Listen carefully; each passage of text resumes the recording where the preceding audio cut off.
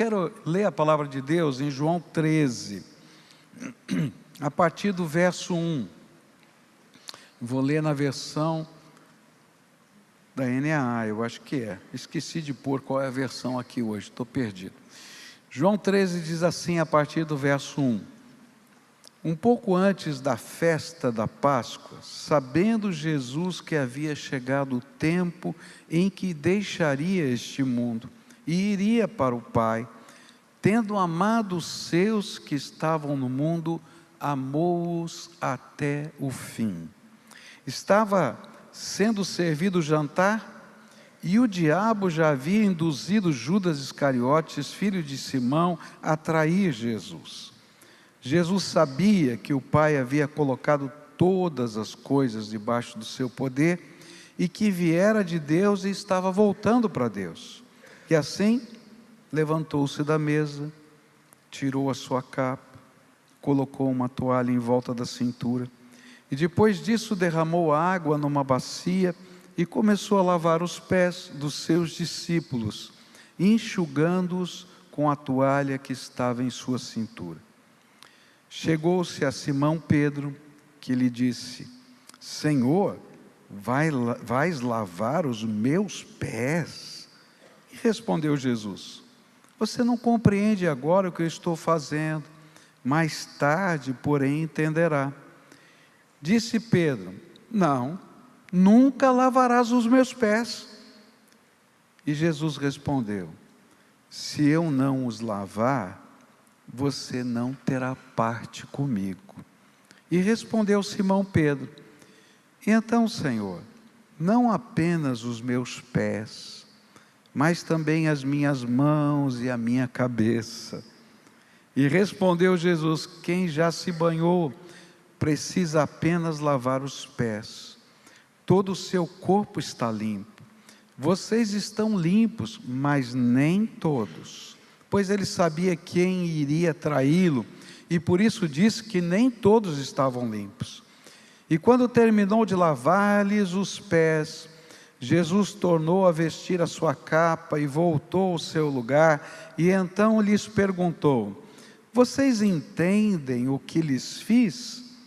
Vocês me chamam mestre e senhor, e com razão, pois eu o sou. Pois bem, se eu, sendo senhor e mestre de vocês, lavei-lhes os pés, vocês também devem lavar os pés uns dos outros. Eu lhes dei o exemplo para que vocês façam como lhes fiz. Digo-lhes verdadeiramente que nenhum escravo é maior do que o seu senhor, como também nenhum mensageiro é maior do que aquele que o enviou. Agora que vocês sabem estas coisas, felizes serão se as praticarem. Eu não sei para você, mas há momentos na nossa vida que a gente não esquece nunca mais, porque eles marcam a nossa existência com tamanha intensidade, que às vezes basta um cheiro peculiar daquilo que estava no ambiente de quando aquele fato aconteceu para tudo voltar à memória. Ou quem sabe uma cor que a gente vê e a gente recorda do que aconteceu. E de repente, com tremenda intensidade, isso vem na nossa mente. Às vezes são gestos, palavras, atitudes, boas ou ruins, que movem as nossas emoções. E eu creio que era mais ou menos isso que Jesus queria fazer. Jesus fez isso no dia em que ele instituiu o memorial da ceia do Senhor. O apóstolo João, ele não conta apenas para a gente o memorial, o pão, o vinho, estas coisas, mas ele conta o que aconteceu no jantar, os detalhes. E é interessante porque ele faz um preâmbulo dizendo: Jesus fez isso sabendo quem ele era, que ele era o Senhor do universo, sabendo que era o último encontro com todos os seus discípulos, sabendo que iria acontecer depois, que ele seria preso e crucificado, e ele então para lavar os pés dos seus discípulos. É como se Jesus estivesse naquele último momento, tentando de uma maneira simbólica, forte, marcar a existência de todos os seus discípulos com valores e princípios que seriam inesquecíveis. Eu não sei se você já participou de uma cerimônia de lavar os pés na sua vida. Eu já participei de algumas. É interessante isso. É muito fácil para a gente lavar o pé do outro. Eu já lavei pé de várias pessoas. Mas o dia que foram lavar o meu pé, eu nunca me senti mais constrangido na minha vida. É esquisito demais. Chega alguém, tira o seu sapato, tira a sua meia, pega aquela aguinha, vai jogando no teu pé. É esquisito demais. A gente se sente a pior das pessoas, não é? É interessante. Eu me lembro de uma vez que nós estávamos num retiro de uma casa de recuperação. Não era uma Cristolândia, mas era uma casa de recuperação. E fazia parte das celebrações daquela casa, quando as famílias iam visitar aqueles que estavam internados, havia um momento em que no meio do culto, os meninos que estavam lá internados na casa, iam lá e buscavam os seus familiares. Alguns deles, casados, iam buscar a esposa. Outros, que eram solteiros, iam buscar os seus pais. E eles tinham que lavar os pés desses seus familiares. E enquanto eles lavavam os pés, eles tinham que se reconciliar com a sua família. Gente, eu nunca chorei tanto na minha vida. Eu estava ali ministrando naquele culto e passando por ali, e eu ouvi um marido falar para a esposa: eu te magoei tanto, eu te feri tanto. Os filhinhos estavam ali atrás com os avós. Ele disse: os nossos filhinhos estão lá e eles sofreram tanto, passaram necessidade por causa das minhas drogas, e eu quero te pedir perdão. E quero dizer para você que se você me aceitar de volta um dia, eu serei uma outra pessoa. Chorava o homem, chorava a mulher, chorava todo mundo. Eu vi um menino lavando os pés do seu pai. E ele começou a lavar os pés do seu pai e dizer: papai, eu te magoei tanto. Você foi me buscar em tantos buracos estranhos e esquisitos.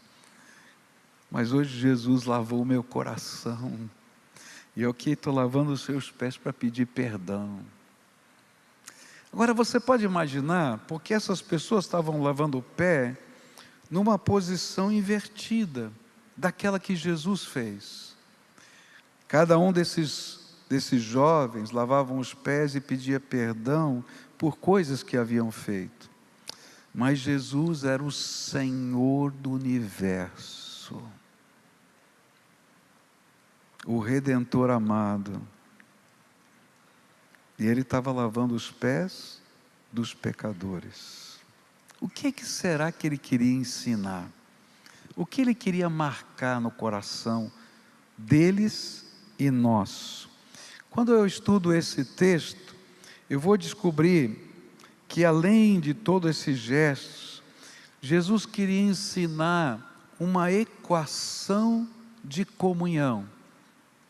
Ele sabia o que ia acontecer depois, que alguns iam negá-lo, que outros iam abandoná-lo, que havia possibilidade de haver uma crítica generalizada, e Jesus queria ensinar como eles poderiam manter a comunhão.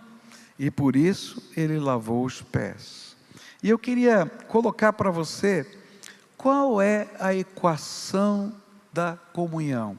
Sabe, lembra daquele negócio de escola que a gente fazia equação, né? Equação de primeiro grau, de segundo grau, né? E a gente vai colocando, ó, isso mais aquilo, menos aquilo é igual aquilo. Então, quais são os elementos dessa equação que Jesus está ensinando para os seus discípulos e a nós? Primeira coisa, está no versículo 1. Olha só o que diz esse texto: Um pouco antes da festa da Páscoa, sabendo Jesus que havia chegado o tempo em que deixaria este mundo e iria para o Pai, tendo amado os seus que estavam no mundo, amou-os até o fim. O primeiro elemento da comunhão, dessa equação da comunhão, é amor prático. Não existe comunhão sem amor prático. Não há verdadeira comunhão, nem em casa, nem na igreja, nem em lugar nenhum, se você não estiver disposto a amar de maneira sacrificial. Presta atenção, sacrificial e prática. Comunhão é fruto de uma expressão de amor prático. Ninguém gosta de todo mundo. Tem um monte de gente aqui, nesse ambiente, que você não gosta. Temo dizer que é verdade. Estou mentindo? Não. Quem sabe você não gosta nem do pastor. Já vi muitas vezes isso na minha vida. Ninguém gosta de todo mundo. Sabe o que é a coisa mais fácil? É a gente ter comunhão com quem a gente gosta. Não é isso mesmo? E é por isso que o normal é que a gente tenha grupos de comunhão. E de repente esse grupinho aqui forma uma patotinha, a gente chama de panelinha, né? Uma panelinha aqui, outra panelinha ali, isso é o normal. É humano. Mas essa não é a comunhão que o Espírito Santo quer produzir na vida da gente. A comunhão que o Espírito Santo quer produzir na vida da gente vai além disso.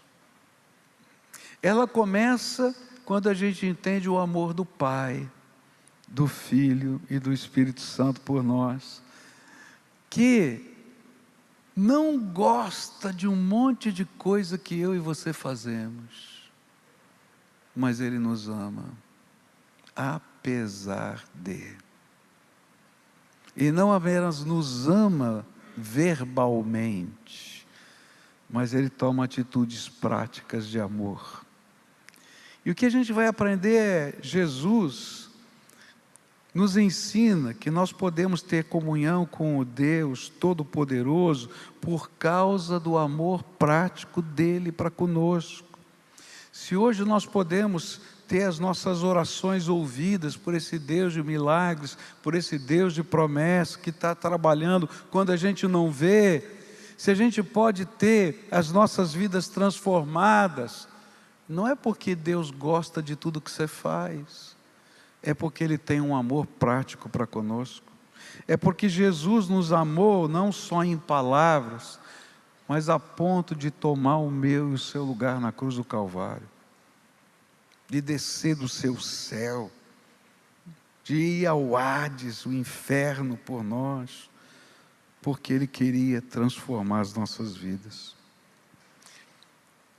Se eu não entender isso, eu não vou entender o que é comunhão. É por isso que Jesus vai afirmar a Pedro, que se ele não tivesse disposto a aceitar o seu amor prático de lavar os seus pés, ele não poderia ter parte com ele. Se eu não estou disposto a aceitar o amor prático de Jesus para comigo, eu nunca vou ter o amor prático para com outros e nunca poderei ter comunhão com Jesus, porque só o amor prático dele é que nos salva. Por isso ele disse, o Senhor não vai me lavar os pés. E Jesus disse, se eu não lavar os lavar, você não terá parte comigo. E lá no final do texto, Jesus vai além, ele vai ensinar que se os seus discípulos não aprendessem a amar de forma prática a Ele, Jesus, e uns aos outros, eles não poderiam ter comunhão com Ele. O apóstolo João entendeu isso, e lá na sua primeira epístola, ele vai dizer né?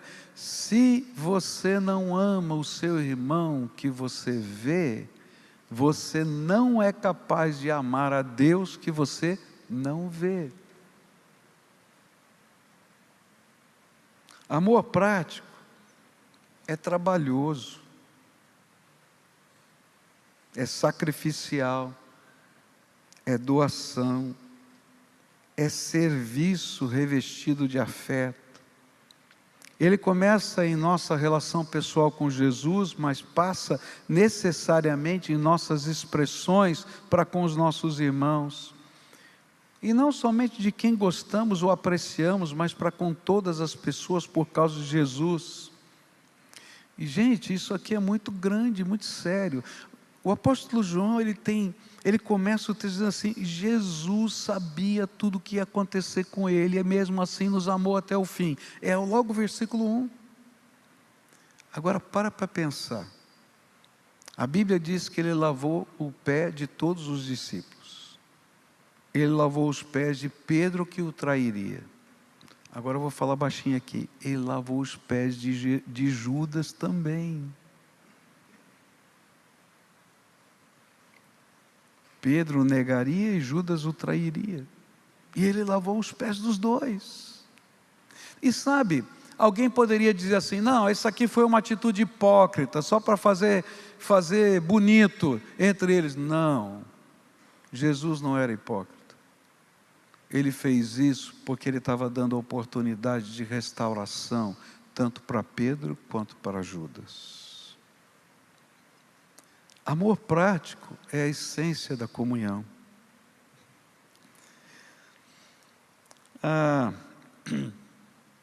Por volta da década de 60, faz muito tempo, existia um remédio chamado talidomida. E a talidomida foi receitada para várias mulheres grávidas. E esse remédio gerou deficiências nos fetos, nas crianças que nasceram por causa do efeito desse remédio que os laboratórios não conheciam. E um engenheiro da NASA e a sua esposa tiveram um filho, homem, que nasceu com um pedacinho de cada uma das duas pernas. Não tinha seus membros inferiores todos formados. E aquele garoto cresceu e ele tinha algumas dificuldades de relacionamento com seu pai. Porque achava o seu pai muito sério, achava o seu pai não muito expressivo em palavras. Ele achava que o seu pai não o amava. Quem sabe até por causa do seu defeito. Até um dia que ele foi na garagem, lá nos Estados Unidos. Geralmente nas garagens, né, não se guarda carro, só guarda tralha. É verdade, você vai lá, todo mundo põe o carro lá de fora, a garagem é um guarda-tralha.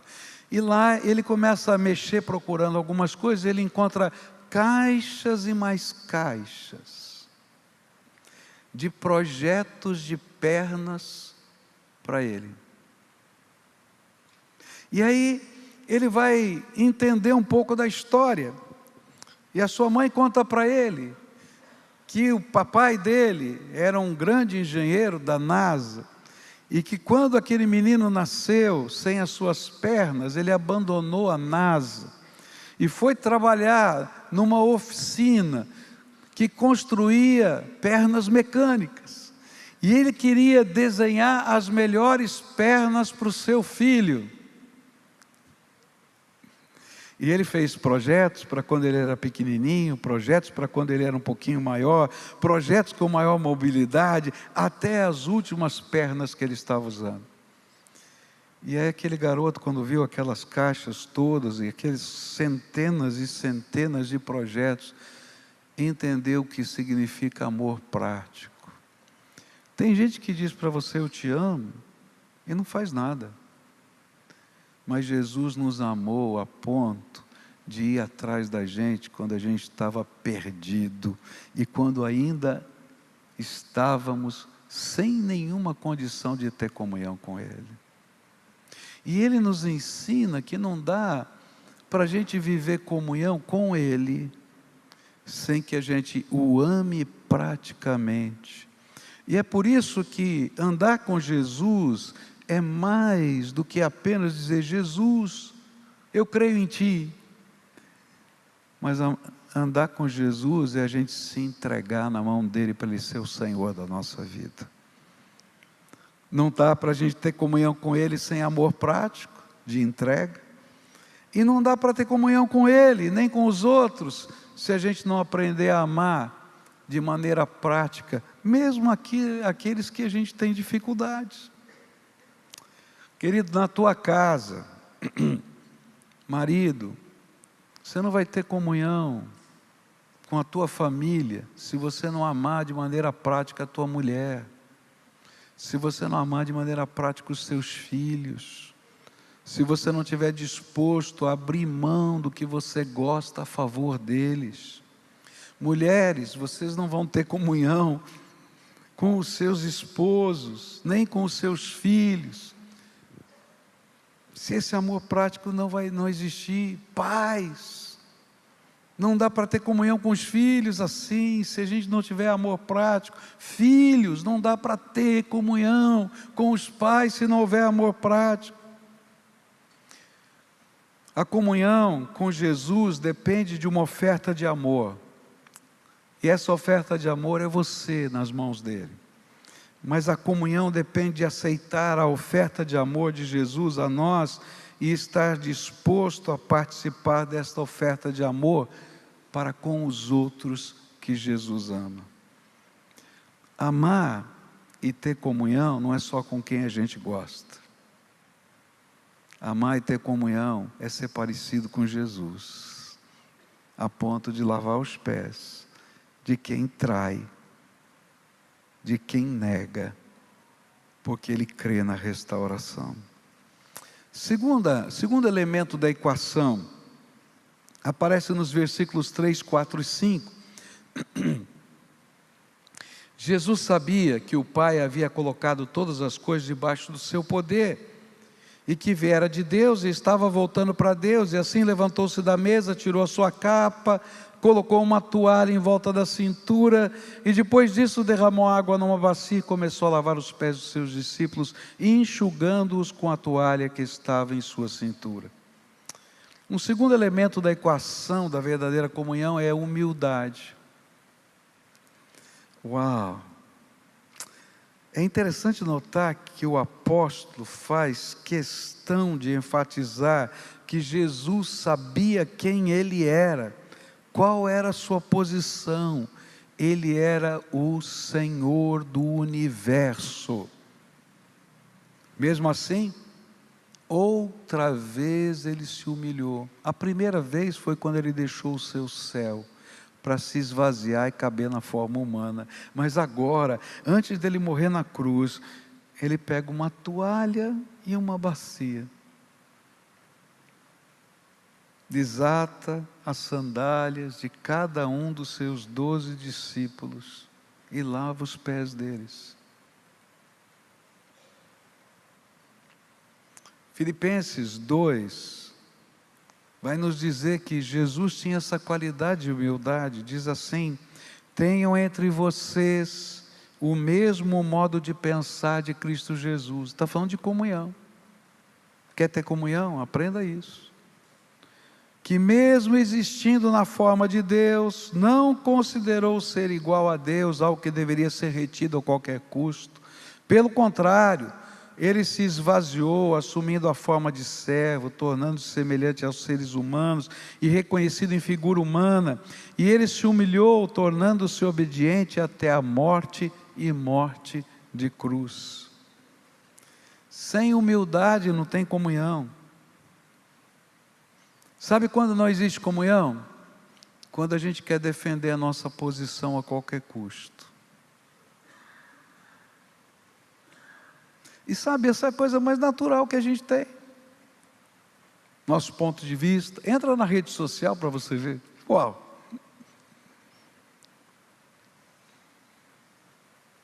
Mas não precisa estar na rede social. Vai para o corredor da igreja que você vai encontrar isso.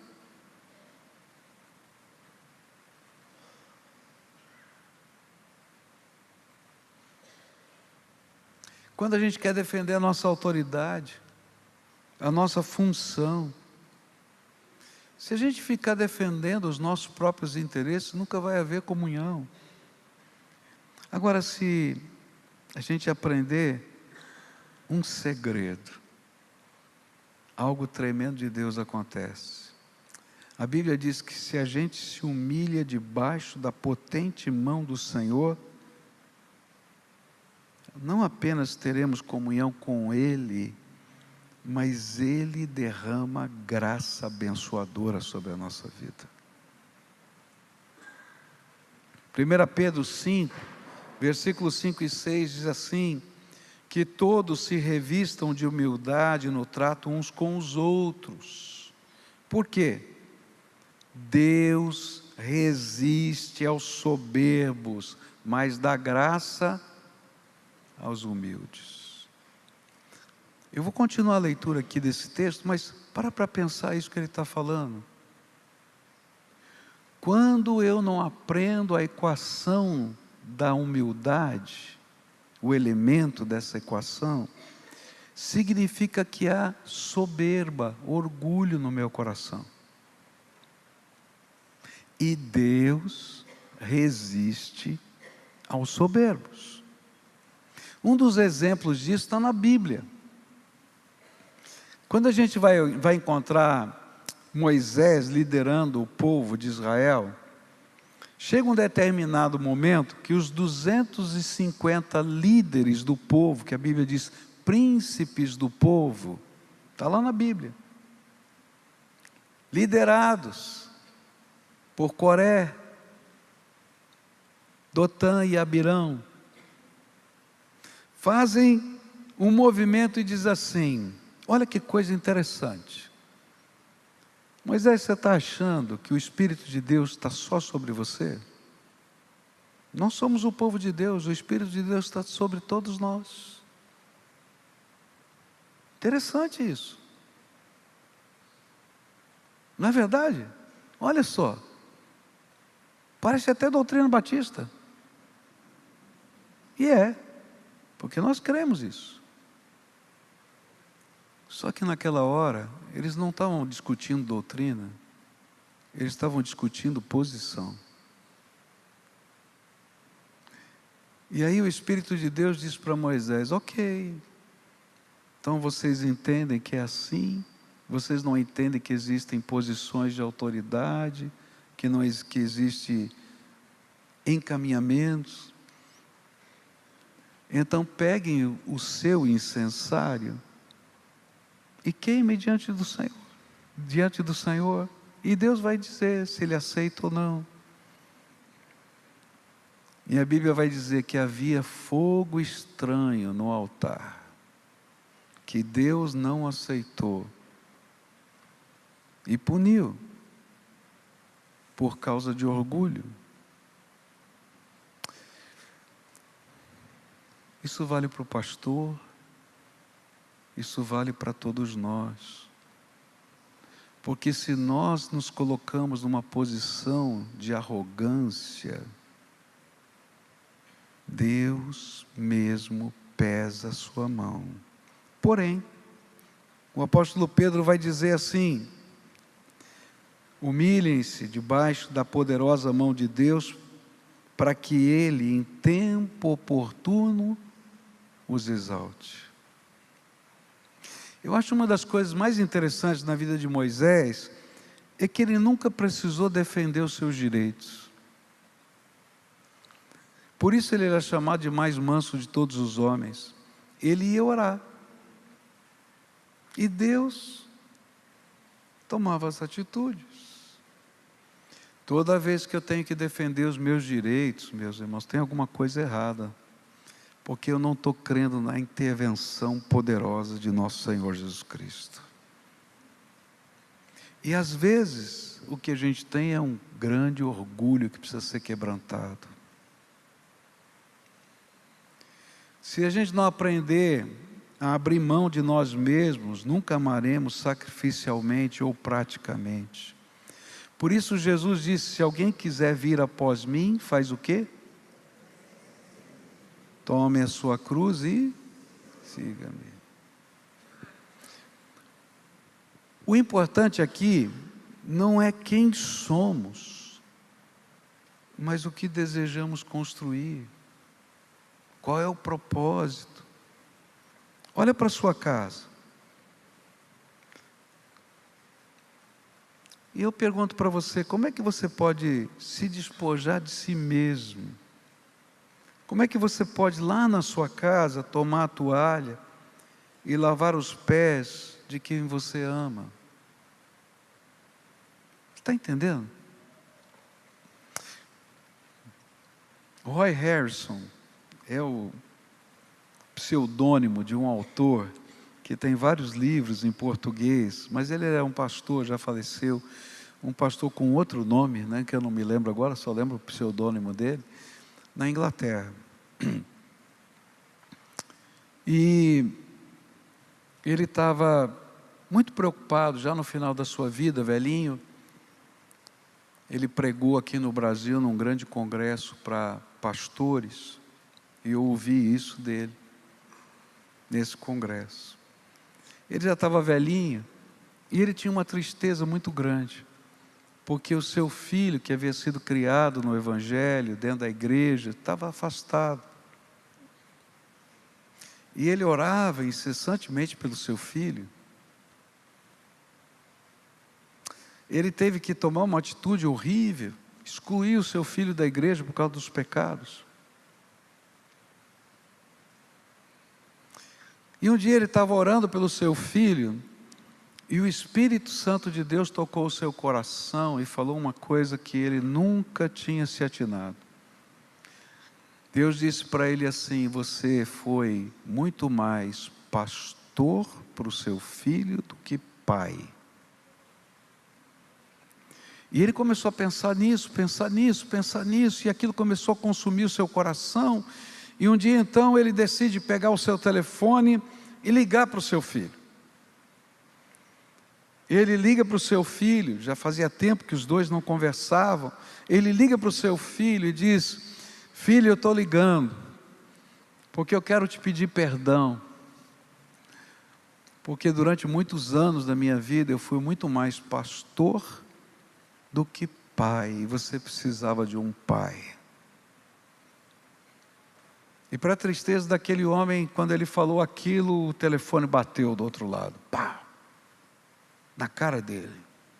E aquele velhinho chorava na presença de Deus: Senhor, e agora? Perdi a oportunidade. Passaram-se alguns dias, toca o telefone na casa do velhinho pastor, é o filho dele, e diz: papai, eu queria tomar um café com você. E marcaram numa cafeteria na Inglaterra para eles tomarem um café. E quando ele chegou lá, o filho colocou a mão sobre a mão dele e disse assim: papai, quando eu bati o telefone na sua cara, era porque eu estava em prantos e eu não queria que você visse eu chorando. Porque toda a minha vida eu queria ouvir isso que o Senhor falou para mim, que o Senhor queria ser mais meu pai do que meu pastor. E hoje eu queria começar uma jornada entre pai e filha. No dia que esse homem falou aqui aos pastores do Brasil, ele olhou para nós, eu me lembro, eu era bem jovem nessa época, ele olhou para nós, apontou o dedo assim e disse: pastores, sejam pais dos seus filhos, eles precisam de um pai. Mas às vezes a gente veste a roupa da autoridade, a roupa do pastor, a roupa do diácono, a roupa da igreja, e se esquece que se a gente não se humilhar, que se a gente não cuidar, que se a gente sacrificialmente não amar, a gente nunca chega no coração das pessoas. O importante não é quem somos, mas o que desejamos construir. O que você quer construir? Então olha para a sua casa, talvez você precise vestir uma toalha, pegar uma bacia e lavar pés de pessoas que você ama, mas estão feridas. Sabe, não espere, porque o tempo passa muito rápido, e as feridas do coração, elas ficam duras, ficam difíceis de lidar, mas é tempo de espalhar amor que se reveste de simplicidade e humildade, porque o amor que se reveste de arrogância sempre vai ser rejeitado, mas o amor que se reveste de humildade é poderoso para quebrar corações endurecidos. O nosso amor precisa estar revestido de humildade, humildade que nos leva a abrir mão dos nossos direitos. Como isso é poderoso nesse elemento da equação da comunhão. Isso vale para Deus, que se humilhou, se esvaziou para caber na forma humana e tomar o nosso lugar na cruz, descer ao Hades, tomar das mãos de Satanás as chaves da morte e do inferno, para que todo aquele que nele crê não pereça, mas tenha vida eterna. Mas vale para nós. Como é que você poderia construir comunhão com alguém que talvez está precisando disso? Onde é que o seu orgulho tem impedido de ser um construtor de pontes, ao invés de um construtor de muros? Ah, queridos, todos nós gostamos de construir muros, porque parece que a gente está protegido atrás dos muros, mas atrás do muro você está sozinho. Agora, quando a gente constrói pontes, a gente se conecta com pessoas.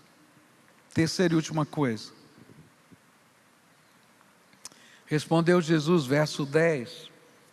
Quem já se banhou, precisa apenas lavar os pés. Todo o seu corpo está limpo. Vocês estão limpos, mas nem todos. Pois ele sabia quem iria traí-lo, e por isso disse que nem todos estavam limpos. E quando terminou de lavar-lhes os pés, Jesus tornou a vestir a sua capa e voltou ao seu lugar. E então lhes perguntou: vocês entendem o que lhes fiz? Vocês me chamam mestre e senhor, e com razão, pois eu sou. Pois bem, se eu, sendo senhor e mestre de vocês, lavei-lhes os pés, vocês também devem lavar os pés uns dos outros. Eu lhes dei o exemplo para que vocês façam como lhes fiz. Digo-lhes verdadeiramente que nenhum escravo é maior do que o seu senhor, como também nenhum mensageiro é maior do que aquele que o enviou. Agora que vocês sabem estas coisas, felizes serão se as praticarem. O último elemento desta equação aqui apresentada por Jesus é perdão. Jesus ofereceu perdão antecipado para Pedro quando lavou os seus pés. Mesmo não tendo entendido imediatamente. Pedro conseguiu entender mais adiante, por isso a comunhão foi restaurada. Jesus ofereceu perdão para Judas, ainda que ele não tenha aceitado. E Judas nunca entendeu, e por isso a comunhão nunca foi restaurada. Mas o potencial da comunhão estava lá, por causa do perdão que poderia ser ministrado. Não há comunhão se não existir perdão. Não há uma pessoa sequer que não fale. Você conhece alguém que não falhou?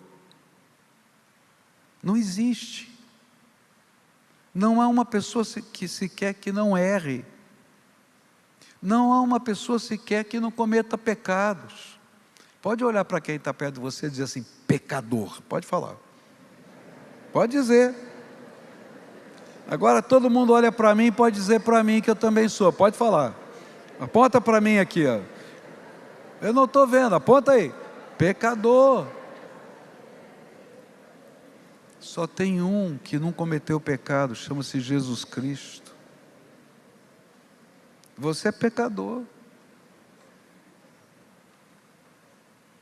Eu sou pecador.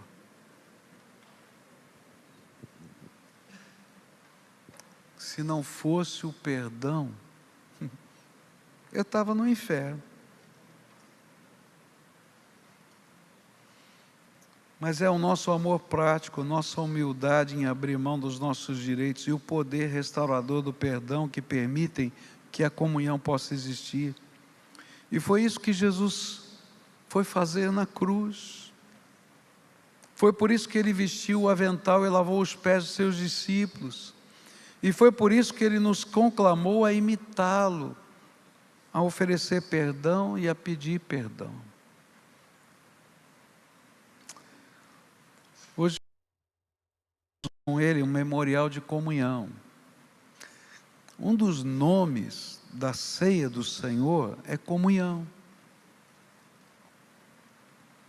E Ele vai lavar a alma de alguns hoje com o perdão restaurador dos nossos pecados. Mas cada um de nós precisamos lavar os pés uns dos outros.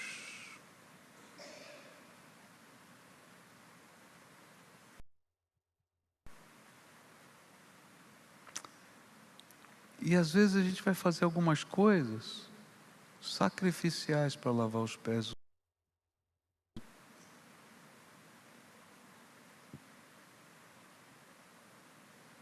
Sabe por que é tão difícil perdoar? É porque você vai ter que pagar uma conta que você não fez, que é impossível de ser paga pelo outro. Se alguém te machucou, não dá para voltar no tempo, no espaço e tirar aquela dor. E a gente carrega, às vezes, na nossa mão, os títulos de dívida. Uma vez eu estava numa pizzaria e eu cheguei lá e atrás do caixa, eu fui pagar no caixa minha pizza, estava com pressa, e atrás do caixa toda a parede estava com cheques devolvidos colados.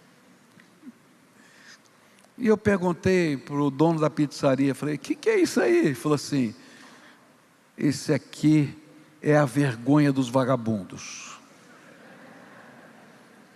Não me pagou, mas eu coloco aqui para todo mundo ver o nome deles. Mas a gente faz a mesma coisa. A gente carrega no coração os títulos de dívida. E o pior é que o dono do cheque não está nem aí com isso. Quem está aí vendo toda hora e ficando bravo, quem era? O dono da pizzaria. E a mesma coisa acontece conosco. O que Jesus estava dizendo é, você entendeu agora o que eu fiz com você? Faz com outros. E sabe, tem uma coisa tremenda. O outro não pode pagar a dívida. E não tem ninguém que possa pagar a dívida. Mas o mais abundantemente além vem do Senhor sobre a nossa vida. Quando a gente dá passos de amor e carinho. Você vai ver o mais abundantemente além no coração da esposa, do filho, do neto, do irmão, do vizinho. E vale a pena. E vale a pena. Vale a pena. Se você aprendeu, disse Jesus, então faz. Às vezes, como pessoas, a gente tem que pedir perdão. E ninguém tem que mandar, você vai lá e pede. A Bíblia ensina assim. Mas e se não pedirem perdão? Oferece, lava os pés. Porque é assim que Jesus fez. Pedro não tinha pedido perdão, nem Judas, nem sabiam e ainda tudo que iam fazer, mas Jesus se antecipou lavando os seus pés. Às vezes, como igreja, e essa igreja passou por muitas coisas ao longo da história, não tem como virar a página se um perdão sacrificial não for oferecido, meus irmãos. E sabe, quando a gente faz isso, a gente está ficando parecido com Jesus. E Jesus nos abençoa. Você está entendendo?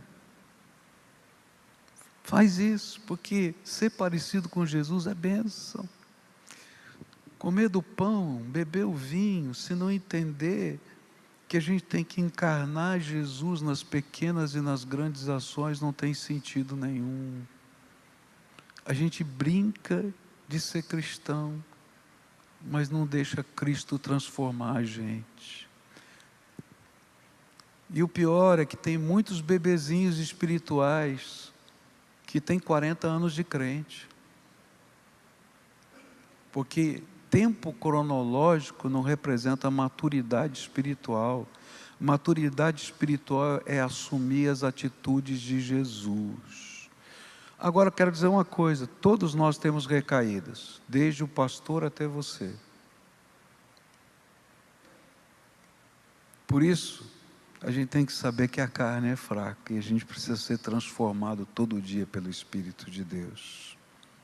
Nessa manhã eu queria convidar você, daqui a pouquinho nós vamos celebrar o pão e o vinho, mas antes a gente vai orar, porque a Bíblia diz: examine-se, pois, o homem a si mesmo, e coma do pão e beba do vinho. O desejo do Senhor Jesus não é que você diga: não estou preparado, eu vou deixar de comer hoje, como se fosse uma autopunição. Não, esse não é o desejo do Senhor Jesus. O desejo do Senhor Jesus, sabe qual é? É que se o Espírito de Deus falou ao seu coração, você diga: sim, Senhor, me ajuda. E quem sabe hoje você tem que fazer votos. Vou voltar para casa e vou ligar para alguém. Quem sabe você tem que ligar para o seu pai, você tem que ligar para a sua mãe, você tem que ligar para o seu filho, você tem que ligar para a sua esposa, ou quem sabe parar antes de almoçar e falar com eles. Quem sabe ligar para o seu irmão. Eu conheci um crente que há 30 anos, diácono da igreja, e o outro irmão dele, diácono da outra igreja, e há 30 anos eles não se conversavam por uma briga de família. Eu não sei como é que eles serviam a ceia na igreja deles. Você entende? Não tem lógica. Tem o título, mas não tem a maturidade. E você? Curva a tua fronte agora e fala com o Pai.